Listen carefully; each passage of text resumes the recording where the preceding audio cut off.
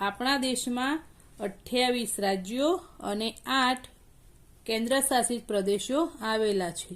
તો આજે આપણે મેપમાં શીખીએ। તો અહીં આવશે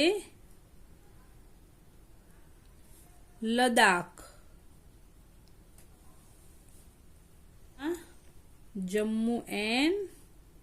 જમ્મુ અને કાશ્મીર,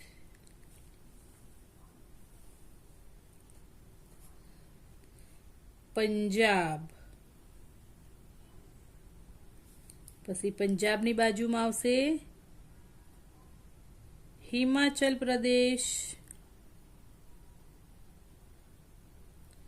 અને હિમાચલ પ્રદેશની બાજુમાં આવશે ઉત્તરાખંડ,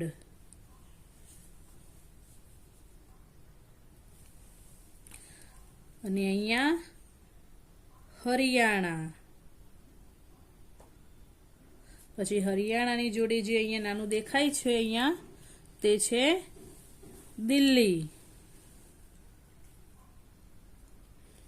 પછી અહીંયા જે મોટું રાજ્ય છે એનું નામ છે રાજસ્થાન। આપણા ગુજરાતની નીચે આવશે ગુજરાત, આપણું રંગીલું ગુજરાત। ઉત્તર પ્રદેશ, ઉત્તરમાં આવેલું છે એટલે ઉત્તર પ્રદેશ। પછી ઉત્તર પ્રદેશની અહીંયા બાજુમાં છે બિહાર, આપણે બોલીએ છીએ ને યુપી બિહાર, બાજુમાં છે ઉત્તર પ્રદેશ અને અહીંયા બિહાર। પછી બિહારની નીચે શું આવશે? ઝારખંડ। અને સૌથી મધ્યમાં, આ જે મધ્યમાં દેખાય છે તેને શું કહેવાય? મધ્યપ્રદેશ, જે મધ્યમાં આવેલો છે મધ્યપ્રદેશ। પછી મધ્યપ્રદેશની નીચે અને આપણા ગુજરાતની નીચે ત્યાં કયું રાજ્ય આવે? મહારાષ્ટ્ર। પછી મહારાષ્ટ્રની નીચે આવશે કર્ણાટક, અને અહીંયા જે નાનું દેખાય છે અહીંયા એ છે ગોવા, એ નાનું રાજ્ય ગોવા। પછી અહીંયા જે નાનું દેખાય છે કર્ણાટકની નીચે ક છે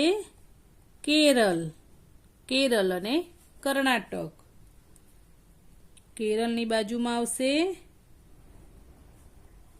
તમિલનાડુ। પછી અહીંયા આંધ્રપ્રદેશ,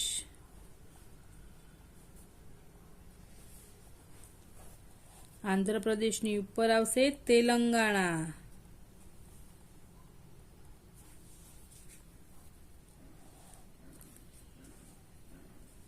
પછી અહીંયા આવશે છત્તીસગઢ,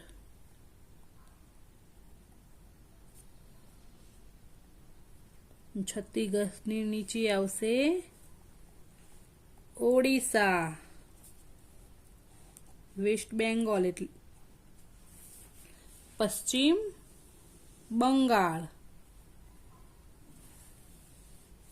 અને જે નવું સિક્કા જેવું લાગે છે આ એને કહેવાય સિક્કિમ।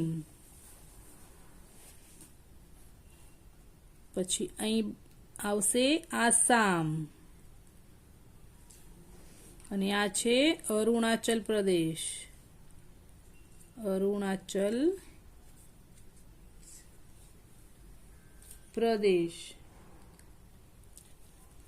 પછી અહીંયા આસામ છે। આસામની નીચે અહીંયા જે વાદળા જેવું દેખાય છે તેને શું કહેવાય? મેઘાલય।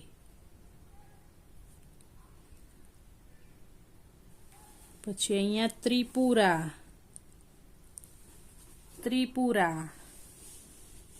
પછી અહીંયા જે મોજા જેવું દેખાય છે એને કહીશું આપણે મિઝોરમ, મોજા જેવા આકારનું મિઝોરમ। મિઝોરમની ઉપર આવશે મણિપુર, અને મણિપુરની ઉપર છે નાગાલેન્ડ।